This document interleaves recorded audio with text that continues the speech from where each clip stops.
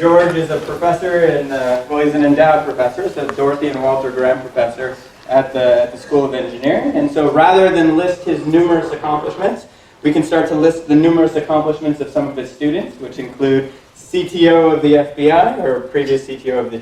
Yeah. What do we also have? We also have the current CISO of Barclays International, and a couple Academy Awards as well. So I think the note to all of you in here, especially all the students, is get back to work after this. Our reputation depends on it. Yeah. So with that, I'll turn it over. Thank you so much for coming. Thank you, Jason. So, I had to send in the title and abstract like a month or two ago. And then I forgot what I put down, and so I said, I'm going to talk about something. And then the last couple of days, Zhao and Jason and I and Keith, we were at a meeting where we were like, it was washing over us, really technical, a lot of technical details. So I thought I'd sort of lighten things up. It's Friday afternoon at Santa Barbara. You're going to want to go surfing after and stuff. I don't want to spoil your day. So. Uh-oh.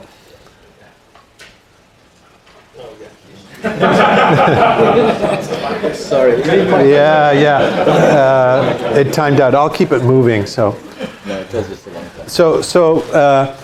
what I'm going to do, my goal is to sort of tell you a lot about things I don't know.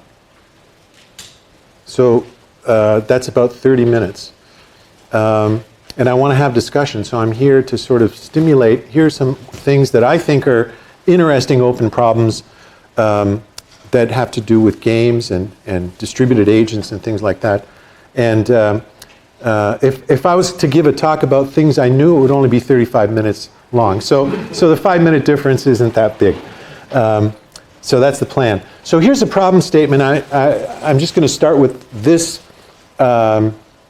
description, which is very current. It's 2019 non-technical foreign affairs magazine, and I sort of took out this section. So it says military, so this is military, but you could sort of map it onto commercial non-military things. If your solution involves a small number of large, expensive, heavily manned, hard to replace systems, they're going to be outperformed by swarms of intelligent machines. So a big monolithic expensive thing is going to be at risk, okay?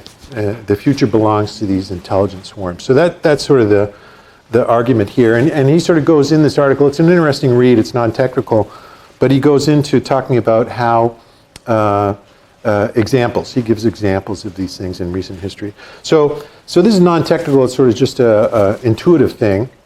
And so I got some of the work I'm doing sort of stimulate. Maybe there's some analytic argument for this, you know. So let's see how that goes. So when we talk about swarms of intelligent machines, I'm thinking about physical kinematic things like robots or airborne drones. And this is a picture of actually a Chinese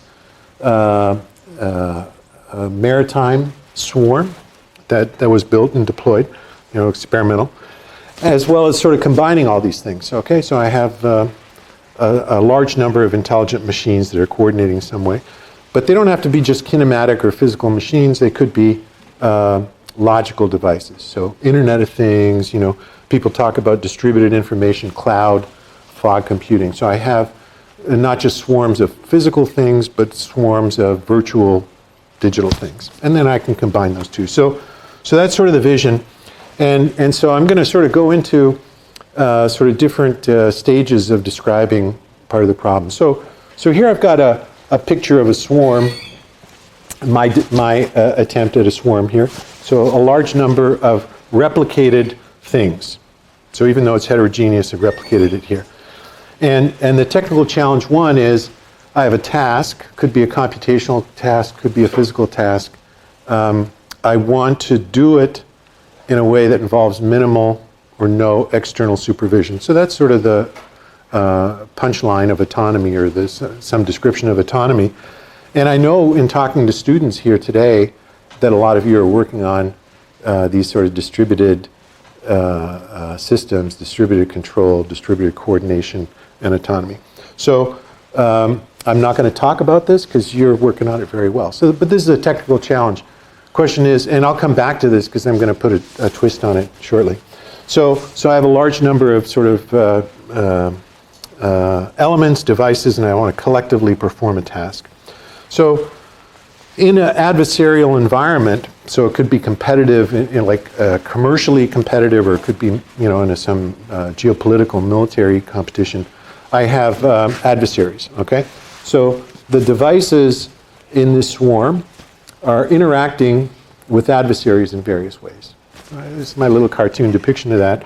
And an observation that people have made, in the security area is if I replicate the elements of the swarm, they're all identical, they're going to have the same vulnerabilities. So if there's a vulnerability in Windows 10, then every machine that has Windows 10, in principle, is going to be vulnerable to that. Okay, so homogeneity is an issue. Okay, and so if I exploit one, in principle, I can exploit a large number. So we need diversity. Okay, so I need to make things a little bit different in such a way that it's more resilient and sort of intuitively, you can appeal to biological systems. I've sort of drawn a notional graph here of sort of, I have diversity, low diversity, high diversity, and somehow resilience and security goes up the more diversity I have. If everyone who gets the flu is going to die, that's bad for the human race, right? So we have some diversity in biology. The bad news is if here at Santa Barbara you said, okay, everybody's computer is going to be different. We have 30,000 computers, they're all going to be different. It's not manageable, right? So this sort of diversity is inversely related to how expensive it is, the maintainability, the cost effectiveness. Okay, so most industry and the military love monoculture because it's easy to order the stuff, it's easy to maintain, it's easy to do things. So somehow we have to trade these things off. And so the technical challenge too is what kind of diversity, how much of it is necessary, what kinds of it, and how should it be controlled. So this is a control problem. The more diversity I have, the less performance I might have.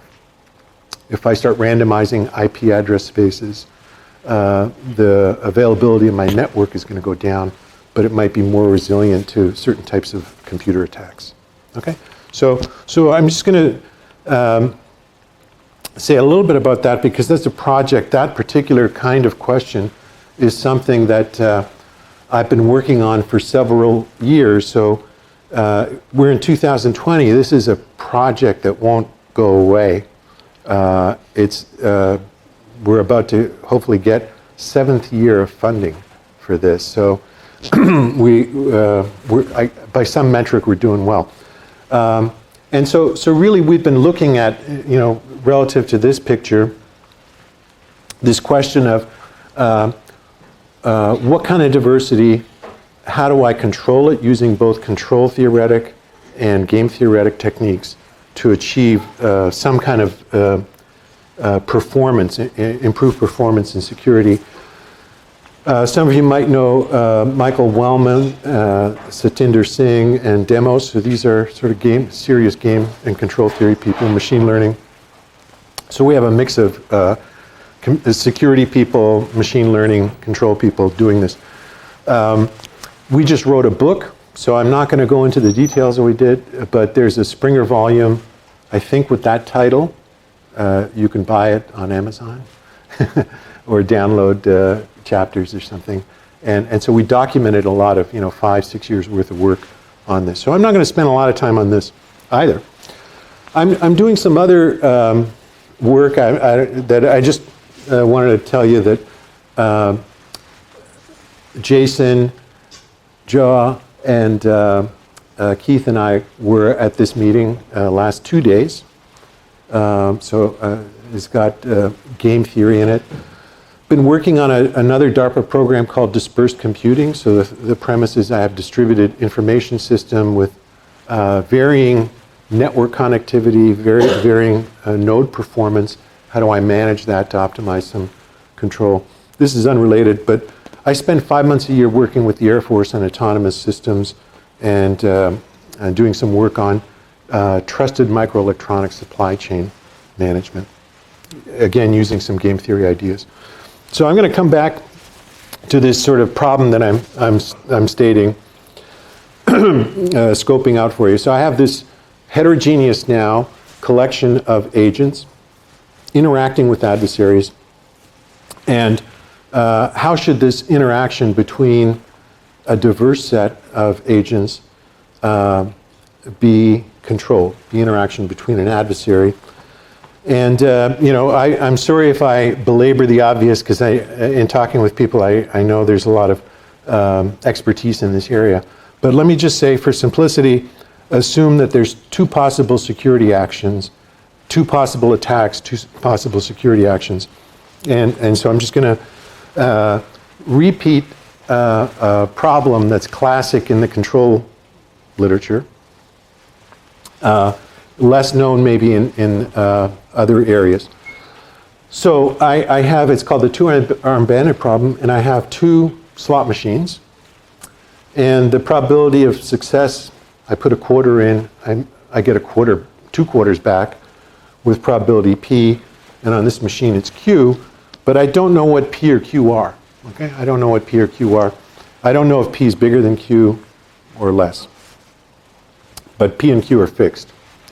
So this is an example of a very simple reinforcement learning. I can solve this using reinforcement learning, where I'm going to, you can imagine in this problem, how am I going to learn how to play which machine? Okay? And so let's just think it through for, again, I apologize for people who are familiar with this, but let's say I play each machine 100 times, and then forever after I'm going to play the machine that was more, the empirical win rate was higher. Well, what's the problem with that? There's some non-zero probability I'm going to spend the rest of my life playing the wrong machine. Okay? So I can never stop playing both machines in any case. So this is a very simple example of a problem in which I'll tease out some more details in a second. Where the environment is the machine, and I have some model of what the state of the machine is and what the state of the world is, and I have to make an action. Very simply, which one should I play? Okay?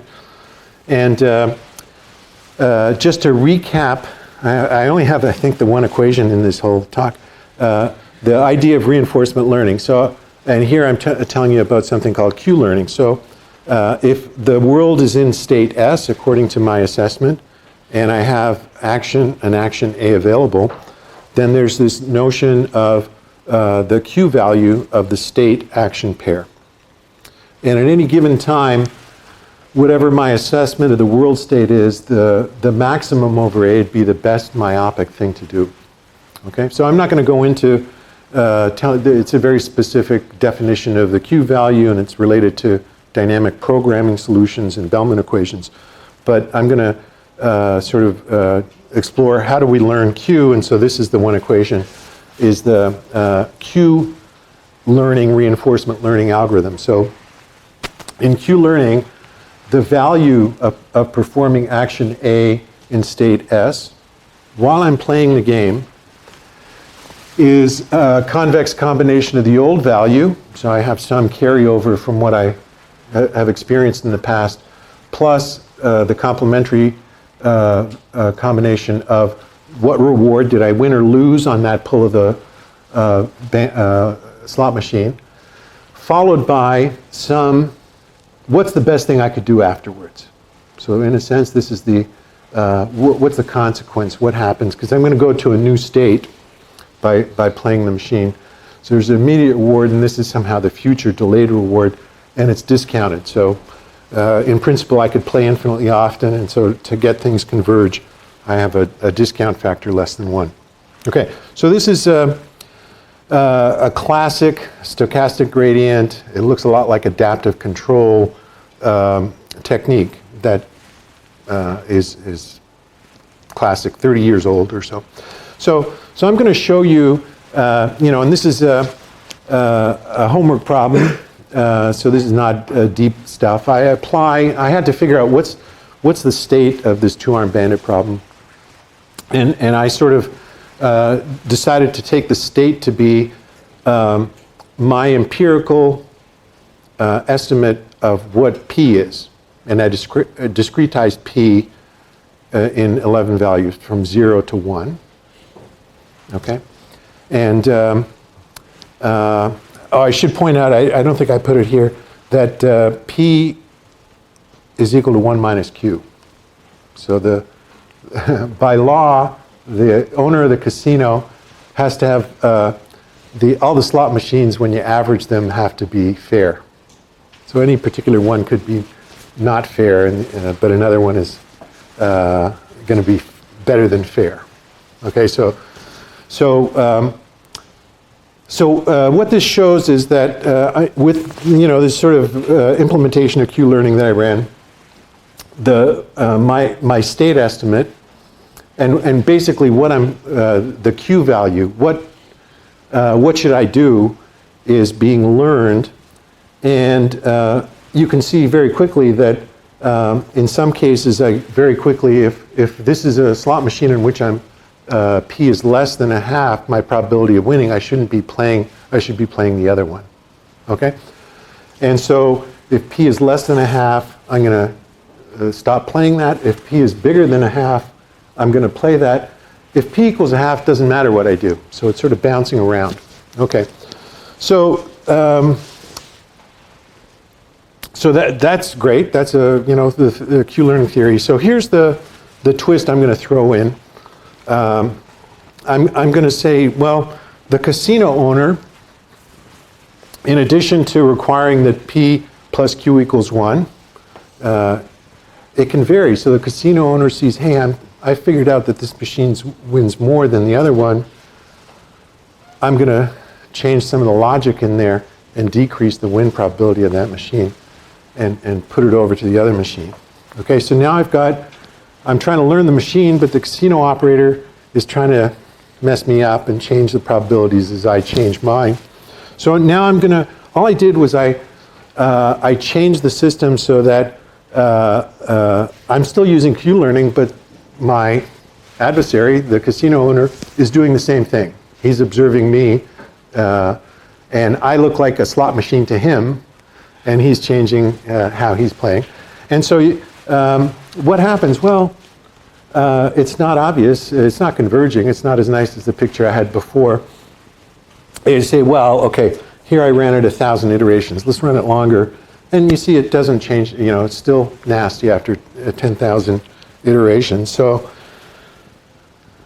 did I make a mistake? It's possible I did. But you say, okay, when you're writing this code, you're doing homework, and the professor assigns this.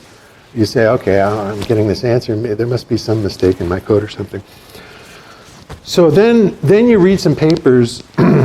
We spent some time with Mike Wellman.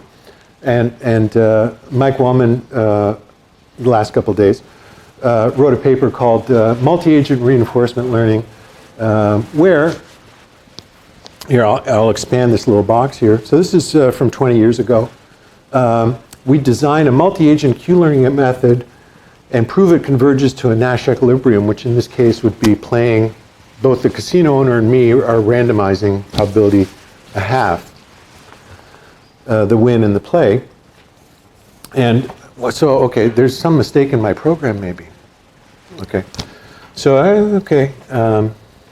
however, around the same time, 20 years ago, there's another parallel literature. This is in the Proceedings of the National Academy. And this is in the economics literature, not in the computer science or machine learning literature, that says it's impossible to predict the behavior of rational agents. And so if you go through this, the issue is if I have a rational, and I'll explain what that means, agent, element in my swarm, rational means optimizing your outcome given your model of the world. So you're sort of selfish, myopic, playing the best response given your model of the world. And this goes into some, these economists use some techniques and language that's difficult to follow. So it's denser reading, but they basically show it's impossible to both be rational, meaning optimize, and learn enough about your opponent to predict, even in the statistical sense. Okay, that's a rigorous result. So some other work, you might know some of these people from Santa Fe, sort of at the same, roughly the same time. Say chaos in learning, chaos arises naturally in learning in simple games. So it's like, wait a second, Mike Wellman had some nice result on converging, multi-agent learning to a Nash equilibrium, and these guys are coming up with chaos and impossibility results. So, okay. I'm still trying to figure out if my code is right or not. It sounds like a paradox, but it really isn't, because in the one case, so in the case of Mike Wellman, for example, he's prescribing the algorithm. So he designed the algorithm that both sides are playing. Okay, that's a nice thing. If I'm really adversarial, I don't get to tell my adversary what algorithm to use. Okay, so that there's some framework that doesn't apply in general. The other thing is that Q-learning, one of the conditions for Q-learning to work is that you have to try every state action pair infinitely often. So I can never stop playing one machine, for example. I have to play both machines infinitely often according, to some schedule. Okay? So rational means I'm only going to play the machine that's currently winning. Okay? And people who've done machine learning, reinforcement learning in particular, know there's this trade-off between exploit and explore. So I always have to do some exploration. I can't always exploit whatever knowledge I have, because I might have picked the wrong choice. Okay? So in this sort of swarm system, and this is a question I'll come back to shortly, is I have to be willing to sacrifice agents. So I have a bunch of agents. I want to learn how to interact against an adversary. Sort of already made the case that I need diversity, not only in sort of the implementation, but also in the interaction of how those agents are going to be interacting with an adversary in order to learn how to dominate in that encounter. Okay? So how much, in addition to saying how much diversity do I need to sort of manage costs and optimize or increase some resilience and security, how many agents, how much am I willing to give up to learn to play better? Okay, so that's really the technical challenge 3 that I'm describing is now I've got diversity where I'm willing to sacrifice some subset, so my performance in my mission, whatever task I'm trying to perform, is being intentionally, some of it's being intentionally sacrificed, that I can continue to operate well in this space. Okay, so this goes back to the technical challenge 1 that I posed it early on, that I want to collectively perform a task, but now I'm in a situation where some subset of these elements are intentionally being allowed to be compromised. I'm not doing the optimal action, so in my distributed computation, some fraction are being missed. Now, I mentioned early on that that's not something I'm going to talk about. My graduate student, Roger, is looking at Byzantine general blockchain and a distributed secure computation to overlay on this. So you should at some point invite him back when he's further along in his thesis. But these are the kinds of questions. So you end up with a situation where, I showed you this curve where the maintainability or the cost of the system, the affordability of the system decreases the more diversity increase. The resilience and the security increase, but now I'm deliberately introducing some sacrifice of my own accord just to learn to play in a better way. So there's really 3 parameters now that we need to understand. So I said my talk would be short, and here's some very recent work that's sort of in the spirit of what I'm talking about. So as some of you probably know, Mike Jordan, is Q-learning provably efficient? So what these guys came up with last year was showing how to do UCB algorithms, so how to allocate the play so that you minimize regret asymptotically. So there's asymptotic efficient with respect to how do I allocate which machine to play. This is in a non-adversarial environment, so it's not the case where I have 2 players and now I'm going to allocate which move should I make to learn as much as possible and yet asymptotically not sacrifice too many things. So as far as I know, this was done a year ago. Nobody's looking at that yet. Okay, so the extension to multi-agent adversarial learning. So I'm going to sort of, all these things are predicated. I had a very simple, even with that simple 2-arm bandit problem, you can sort of tease out all the Q-learning, the adversarial aspects, and so on. You can go to much more complicated systems, but the basic ideas stay the same. And so we just saw this presentation a couple of days ago, and I couldn't resist repeating it here.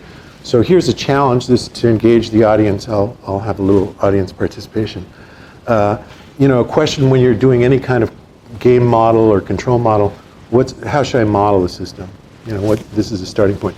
And so this is a simple example, I think the 2/3 game. So you have a room full of people, and I'm going to give a prize. Everyone here has to pick a number between 0 and 100. It's up to you what number you pick. And I'm going to give a prize to the person who gets 2/3 of the average. So I'm going to average those numbers, take 2/3, and give $10 to the person who's closest to the correct answer. So what's...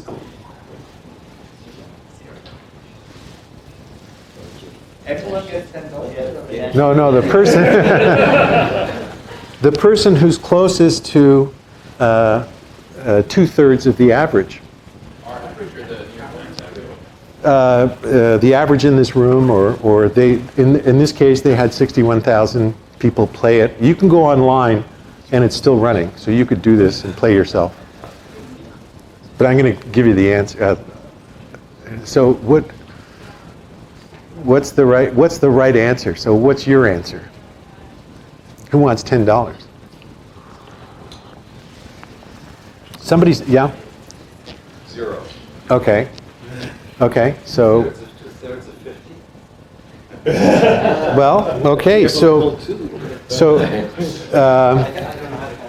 yeah, so remember the question I started this with, it was, what is the model, right?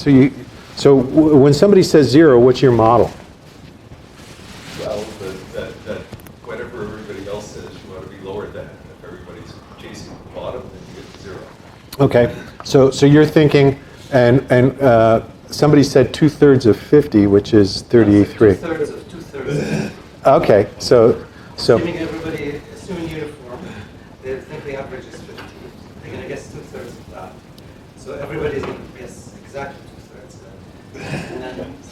So here's the answer. So it's a question of how deep is your thinking, right? Because then you could take, well, if everybody thinks like you take 2/3 of that, right? And you end up with 0. And so the real model is, there's sort of one model is, I have a completely rational player who knows some mathematics and technical and can think it through. But if you're playing this game, you want to say, what's the population? How deep thinkers are they, right? So you do have, here's 50. So some people, who knows, they put up 50.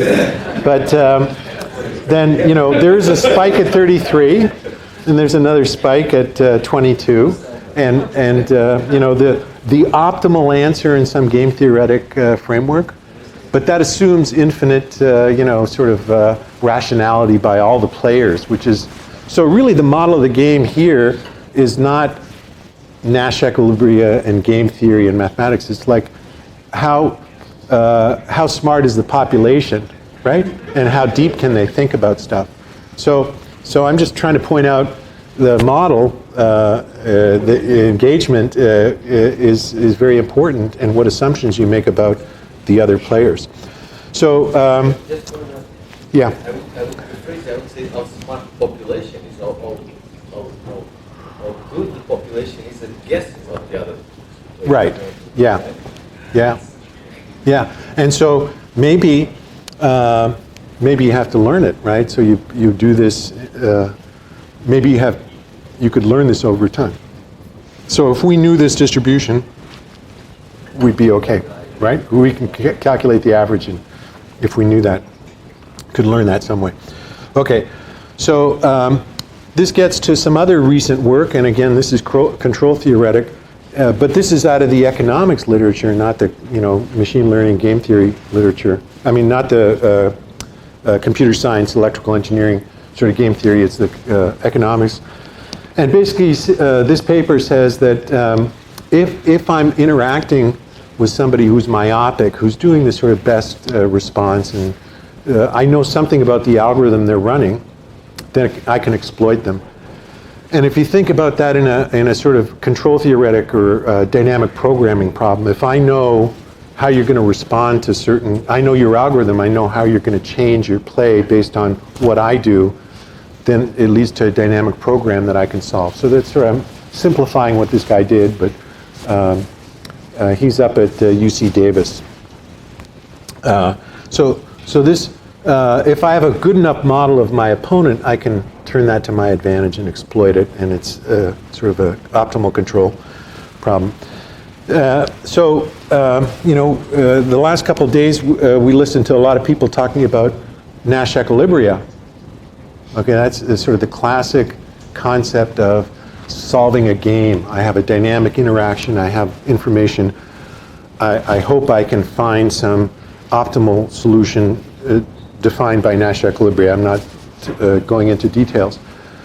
But there's some interesting, these are serious people like Christos Papadimitrios, serious computer scientist, are starting to sort of talk about games in a way that many economists have started talking about games from a few years ago. And that maybe the solution is not an idealized Nash equilibrium, it's somehow the dynamics of the play. That's the meaning of the game in some way. So it's an interesting read, and it's very recent too. So, this is the 21st century. We don't need models, we just need data, right? Who needs models? Just get data. So I'm going to show you another example but I'll motivate it by just showing this picture. So what's in this picture?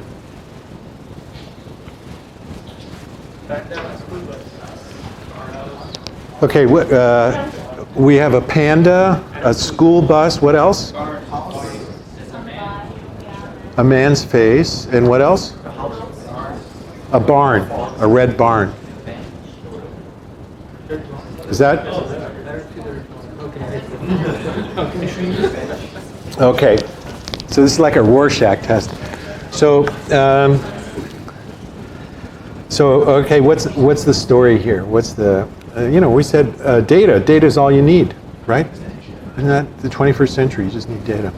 So here are the images that I did multiple exposure on. So I just imported these images as matrices, and I took 1/4 of each, and that's the resulting image.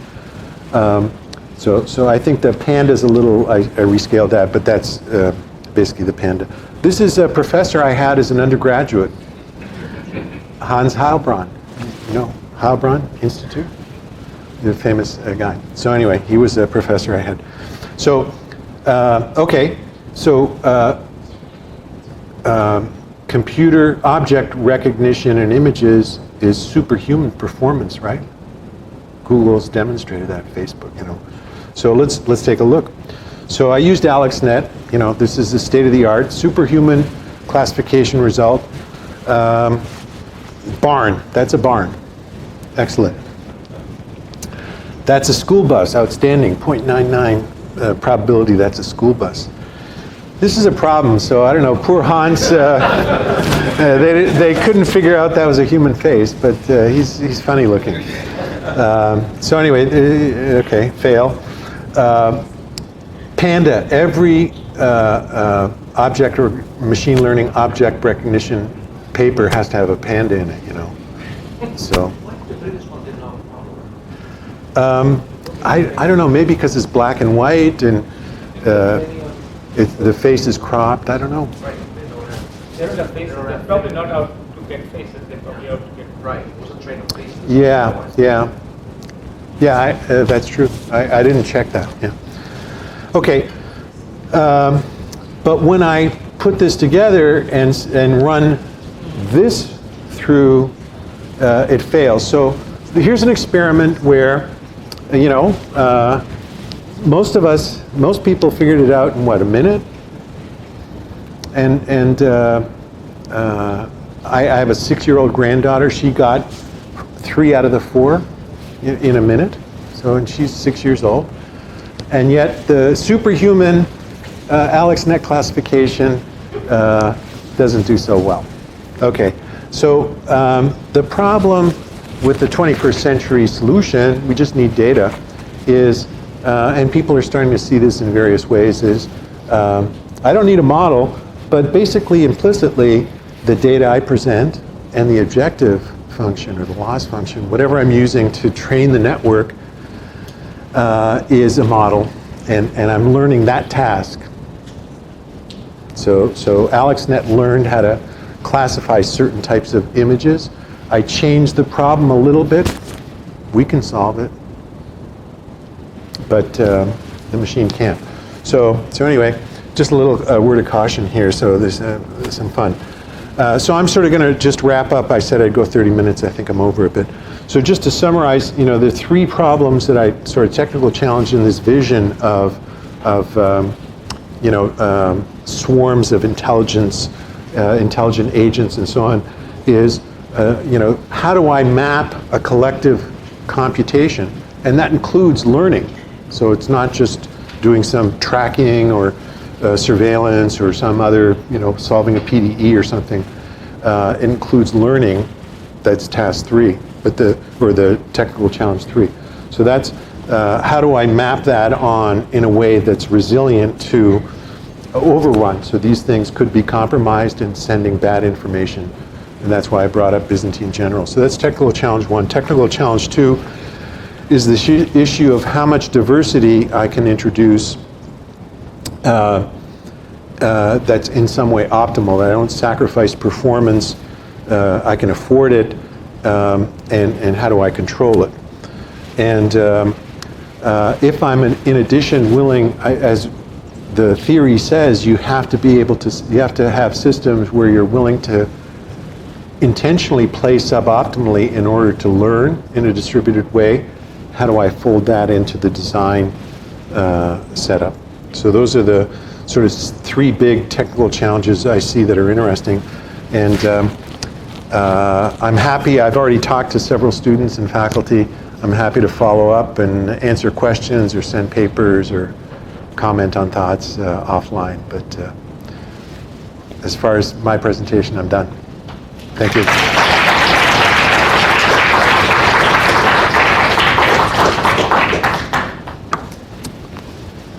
So as I said earlier, I'm here for selfish reasons that I want to hear, oh, you could, do you know about this work or that work? And I showed you some fairly recent 2018-19 papers, but I don't, it's a big world. I don't know everything. If people have some ideas or insights, I'd love to hear. Yes, sir. I have a question regarding the diversity amongst your swarms. I guess my question is, was we talking about agents that do not communicate with each other, or that act fully independently and that compare themselves to each other, but don't actually share data? No, so they are sharing data, at least in my, but it may not be reliable communication. So I may only be able to communicate with some, geographically local or network local devices or agents. So how would diversity help the cybersecurity on the front if they're, no matter what, going to send each other data? The kinds of diversity techniques that people have come up with, and some of them are actually being used, is like address space randomization. So Microsoft Windows randomizes some of the address space so that memory-based exploits, things like buffer overflows, are much more difficult to implement because the memory layout in your machine is different than the memory layout in my machine. Okay? So I'm randomizing some aspect, I'm diversifying the address, the way the memory's laid out.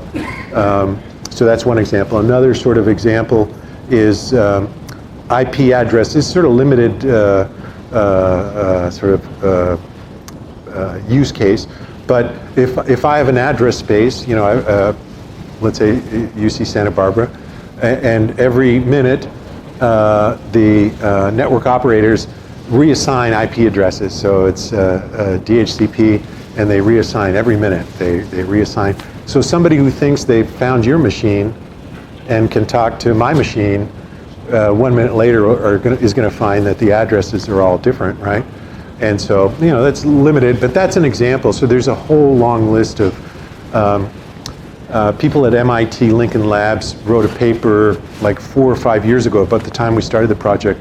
They had enumerated 80 randomization, moving target diversification techniques that were already published, and by now it's well over 100. So there's a whole sort of industry of people researching ways. So the problem, address space randomization, address layout space random, I don't know, ASLR, something like that, the acronym, is kind of invisible to us because it's sort of when, it's at run, and when your operating system gets loaded, the way the memory gets laid out, it's not that invasive. So that's why it gets deployed. Some people are talking about, for example, every version of Windows is compiled. There's randomization in the compiler, so actually the instructions, the executable is completely different, not just the memory layout. So anyway, there's all kinds of crazy ideas, but they get more expensive now. If every version of Windows is going to have is going to be compiled uniquely, that gets really expensive. And exactly. So all of a sudden now, Microsoft's going to start getting those reports, crash reports, and every version is different. It's going to be very hard to manage that. Yeah. I had a question about the guessing game that you were talking about, the numbers, right? So that's inherently sort of an intellectual game where we are trying to get to some result and there's a clear winner. What is an analogy for that kind of game in the physical world, with physical agents? I mean, I'm just wondering if it's even possible to construct such nasty examples there. Well, I mean, let me try and answer that. So in this picture, I have to have some model of how my adversary designed whatever system that I'm interacting with and competing with, and there is some optimal, but those are humans, and I don't know, they're educated in some way like I am, There's some distribution of expertise and insight and understanding. And so they'll implement a self-driving car that has certain logics that maybe I don't understand. Right? That would be different than what seemed natural or right to me. So I'm not, that's an example, I think, of something in the physical world that ends up, I need to understand something about the people who are not just picking the numbers, because I'm competing against them, but the people who actually wrote the logic in that system. Yeah.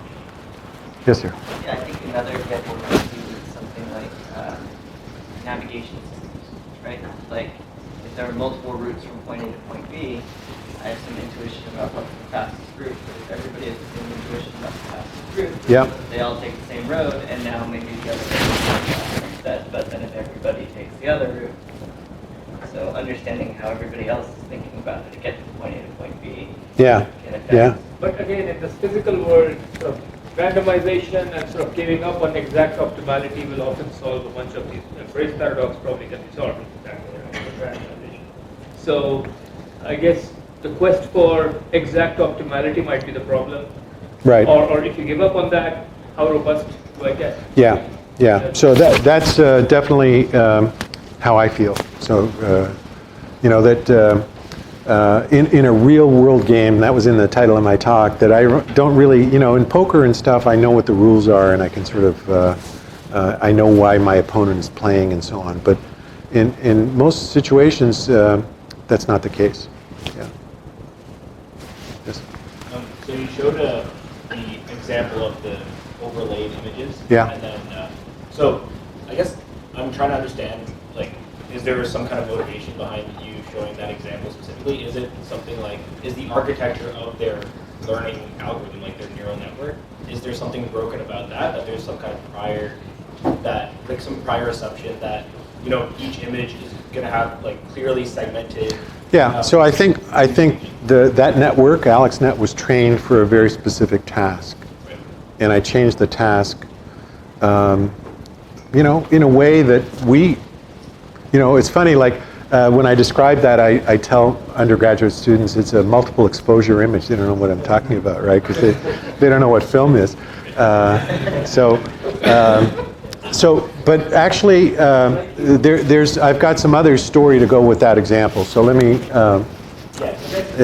yeah. The task itself didn't really change though, right? Because you have like 5 things that you show the probability of whether those 5 things are in the image or not. Yeah. And they are in the image, right? It's Yeah. just they're presented in a different way. Right. Like, because the panda was there, and it was like clearly an image of a panda, and there was nothing kind of obscuring the fact that it was a panda, then the algorithm was able to do well. Right, But the right. panda is still in this image, right? Yeah. It's just in a different way that the Yeah. panda is showing up.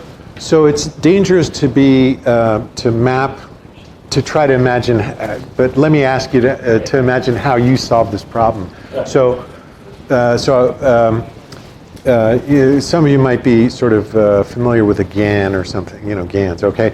So at least I can imagine that the way I solve this problem, and you might have, is you look at that and you see a school bus, and somehow it's not a feed-forward, one-shot thing.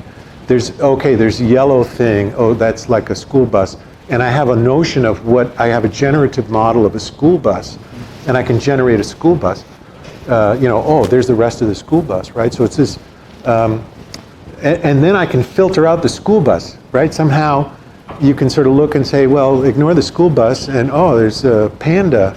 What does a panda look like? Okay.